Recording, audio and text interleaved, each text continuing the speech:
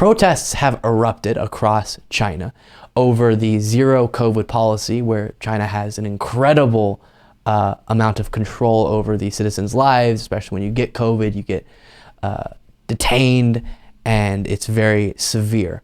And what's so fascinating about this is not just what they're protesting about, but the larger ramifications of it, because it's kind of transforming into a protest about their own freedom and not having democratic, power within their country.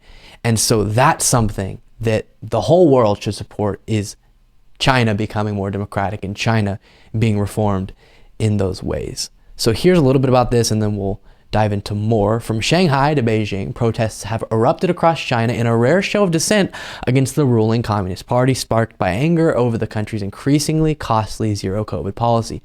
As numbers swelled at demonstrations in multiple major cities over the weekend, so too have the range of grievances voiced, with some calling for greater democracy and freedom.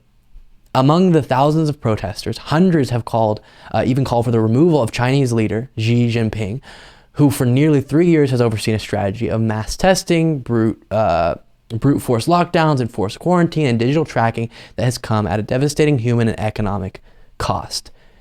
So again, in any case, you support people's ability to protest, which obviously the Communist Party and the Chinese government doesn't support, and Xi Jinping doesn't support. But what I see as so valuable beyond anything specifically with this is the hope that this could energize some of the citizens to push for a different China, in the way that the citizens have a say in their government, which right now obviously they do not. So here's a little bit more about these protests. All right, let's move now to a rare sight in China. Protests are spreading across that country. Thousands are taking to the streets, some even calling for China's president to step down. All of this amid rising frustration over the government's zero COVID strategy. And this comes in the wake of Xi Jinping installing himself as lifelong president in China. One more moment here from CNN. One of the details that this highlights is a BBC reporter getting brutally detained by the Chinese law enforcement. We start with these protests spreading rapidly and intensely across China.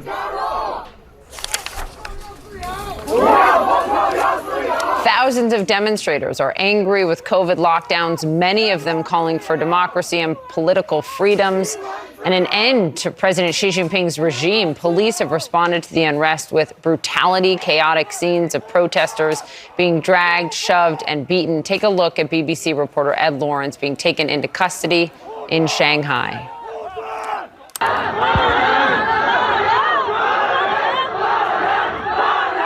Again, that is a journalist.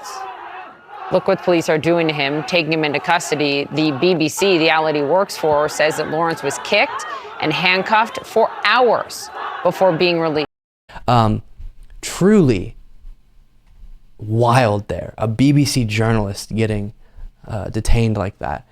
And we'll see how it goes. I am concerned because already we're seeing some pretty brutal responses by law enforcement in China to these protests. It is not something the Chinese Communist Party or the Chinese government, Xi Jinping, is fond of, seeing people voice their distaste for them. So hopefully it doesn't continue to escalate, even though I think, unfortunately, it will.